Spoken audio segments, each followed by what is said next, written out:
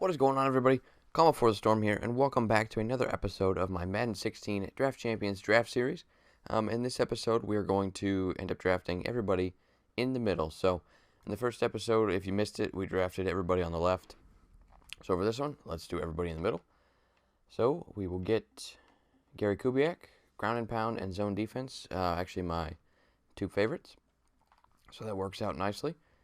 And let's see what we get in round number 1. All right, Niall Davis. Definitely not who I would have grabbed out of these guys, but we'll take him. 92 speed, not bad. Actually, is a pretty decent budget card for a MUT team. So here we go. Brian Balaga, great pickup on the offensive line. Let's see what we get in round number 3. Matt Slauson, left guard. Okay, definitely not bad. 89 run blocks, so he definitely is much better with the run than the pass. So have to keep that in mind. All offense so far here through the first 3 rounds. And here we go, round number 4. Olivier Vernon. Certainly not a bad defensive end. Round number 5, Justin Tuck. Going to play the other side, so got our defensive end set. Round number 6, we get Dwight Freeney. Nothing crazy out of this round anyways, so Freeney, I'm not going to be too upset about getting him. All right, here we go. Zach Martin, right guard. So our offensive line is going to be fantastic. Look at that, 91 run and 95 pass block with 86 impact and 89 strength. Pretty solid pickup. Our right side of the line is looking fantastic right now. Round number 8. There we go, Joe Thomas. I mean, I wouldn't need Yonda. So basically it would come down to Mangold and Thomas. And I do like to run more than I like to pass, so I probably would take Mangold anyways. But Joe Thomas is just fine. Our offensive line is obviously going to be the focal point of our team. Gilbert, right tackle, obviously not who I would want to pick. I would like to either get Bridgewater or Robinson, but have to stick with the game plan here, so we'll take Gilbert. And I guess we'll see if we can move him around to a different position, but not likely.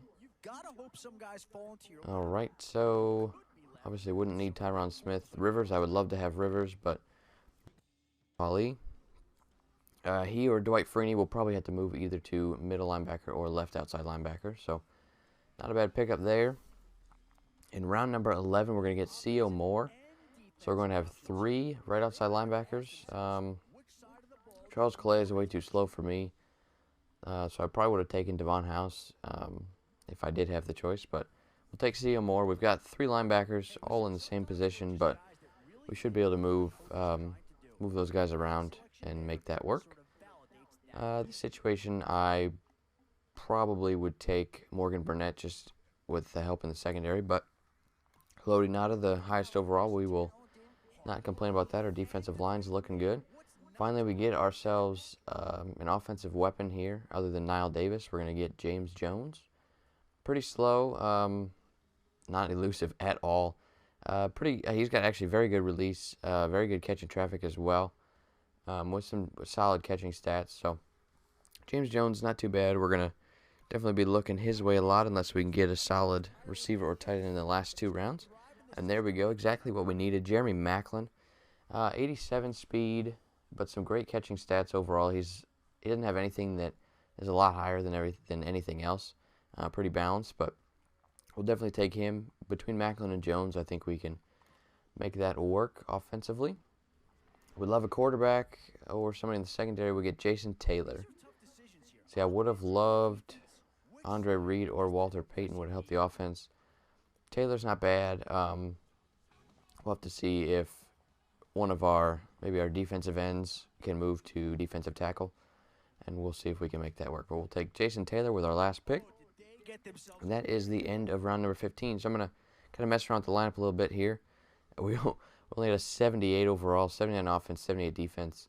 We had a lot of, I wouldn't say a lot. We had a few rounds where we only had, maybe no higher than like a 79 as an option. So not a lot we could do about that, but I'm going to go ahead and kind of mess around with the lineup a little bit, see if we can get that overall up a little bit higher and see what our best possible lineups could look like. All right, so I've messed with the lineup a little bit. I couldn't make any changes on offense, Sanchez will be fine at quarterback. We got Niall Davis at running back, Macklin and James Jones at receiver. We didn't get any tight ends. Offensive line is actually really good. The only issue here is Gilbert. Nobody else can move really to center, so we are stuck with Malk here, and then Gilbert as the backup right tackle. So kind of a wasted pick, but not too worried about it. We are definitely going to feel comfortable with that offensive line. And on defense, linebackers, I kept Freeney at his natural position at right outside linebacker. I moved Zio Moore over to left, and then I put Tamba Hali at middle linebacker. We'll see how that goes. The first game, this is offline, so the first game will be against, rookie difficulty, and we can feel that out and kind of see how it goes. And if I feel like making a change at the linebacker position, I can do that. And then defensive line, Justin Tuck, put him at second D tackle. Kept Jason Taylor in his natural position and kept Vernon there as well. Olivier Vernon was only, I think, a 70 overall at D tackle. I think Jason Taylor was an 84. So I could have done Taylor at 84 here and then Tuck at whatever he is, 83 at left end, which would have made a little bit more balance, but we could run some 3-4 and not even have to worry about it. So that's what the lineup's looking like. Still to 78 overall. So we will have our work cut out for us here, probably at least for sure in the last game. The first two usually aren't a big deal, but when you're playing the computer, they usually know exactly the exact move to make, and sometimes just a little bit smarter than an actual player. But we'll see how it goes. That was episode number 2 of the Draft Champions Draft Series. I hope you guys enjoyed it. If you did, please leave it a like. If you're interested in some more of the Draft Champions or even some Ultimate Team, go ahead and hit that subscribe button for me. I appreciate everybody who stuck around to the end to watch. I will see you guys later.